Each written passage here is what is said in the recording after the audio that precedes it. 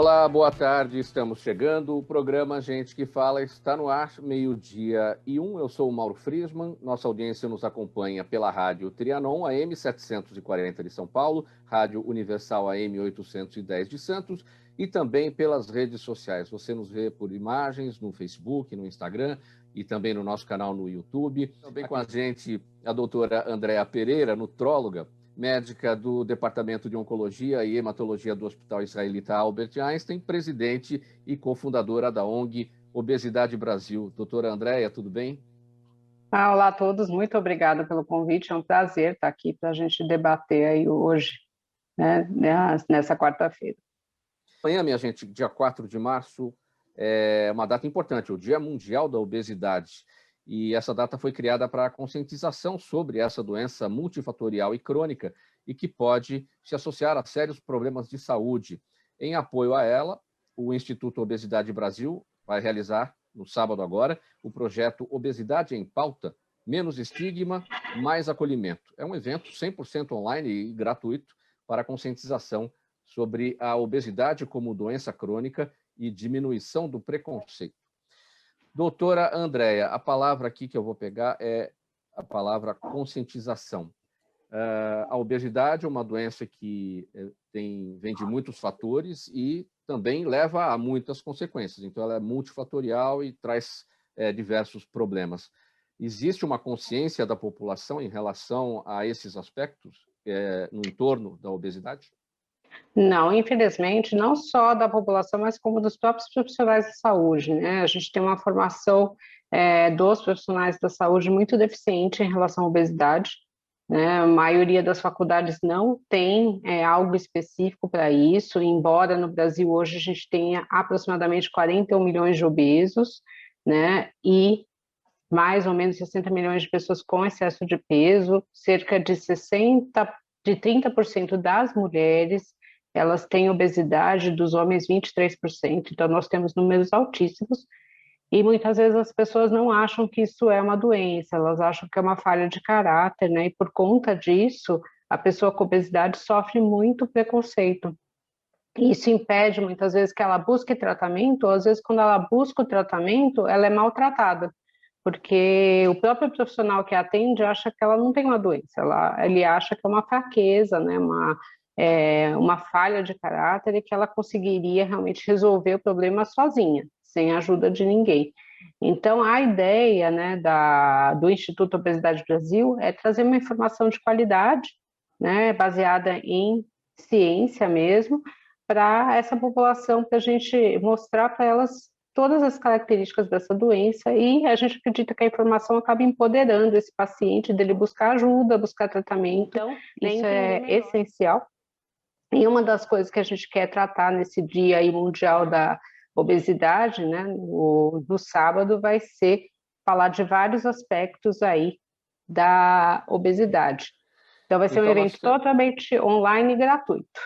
Então, nós temos, doutora Andréa, 20% da população sofrendo de obesidade, é isso? De um modo geral. De um modo geral. De um modo geral. Quem é o obeso? O obeso, existe o obeso e existe o obeso mórbido, né? Quem é obeso? Aquele que realmente a gente pode dizer que ele tem uma doença. Uma coisa é ser obeso, outra coisa é estar acima do peso.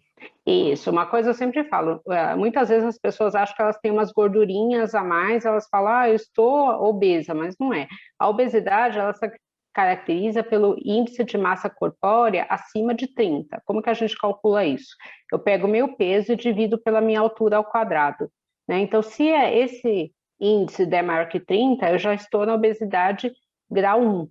Né? Acima de 35 a gente tem o grau 2 e acima de 40 a gente tem a obesidade grave, que é grau 3. Então, quando a gente pega as pesquisas, quando você entra na obesidade, nesse índice maior que 30, você tem realmente aumento de consequências. Você tem mais chance de ter outras doenças, como diabetes, problemas cardíacos, você tem mais chance de óbito por qualquer doença, né? A gente tem agora como exemplo a pandemia. Né, a obesidade, ela aumenta a chance de complicações na Covid-19. Né? Então, realmente é uma doença que tem essa influência. Então, acima de 30, a gente realmente tem a caracterização da obesidade. Doutor André, ainda naquele ponto do estigma, a questão de muitos obesos serem vistos como uma pessoa com falta de caráter, aquela conversa inicial, do ponto de vista do olhar do profissional, o que está faltando na faculdade, na universidade, no preparo durante a formação médica para esse tema, para que este paciente seja tratado de uma outra maneira? Eu acho que está faltando uma atualização mesmo do currículo médico, né? A obesidade até uns 15 anos atrás não era algo que preocupava tanto o mundo como preocupa agora, da mesma forma como o número de idosos não era tão alto como é agora, né? Em 2019 saiu um trabalho da JAMA, que é uma importante revista científica, falando que o médico, né, de um modo geral, não tem formação suficiente em nutrição, que isso é uma coisa que falha na grade. Isso não é um trabalho brasileiro, né? É um trabalho americano. Então, eu acho que a gente precisa reformular isso, porque hoje a obesidade é uma realidade, né? Se você tem 41 milhões de pessoas no Brasil com obesidade, mesmo que você não seja um profissional especializado nisso, você vai atender essa população. E você tem que entender que realmente é uma doença, pelo menos para encaminhar. A gente recebe muitas dúvidas das pessoas como serem atendidas no SUS, né? Então, tem centros especializados no SUS, né, que atendem obesidade, só que a pessoa precisa ser encaminhada. E muitas vezes o clínico geral que as atende não encaminha, porque acha que não é necessário, porque não é uma doença.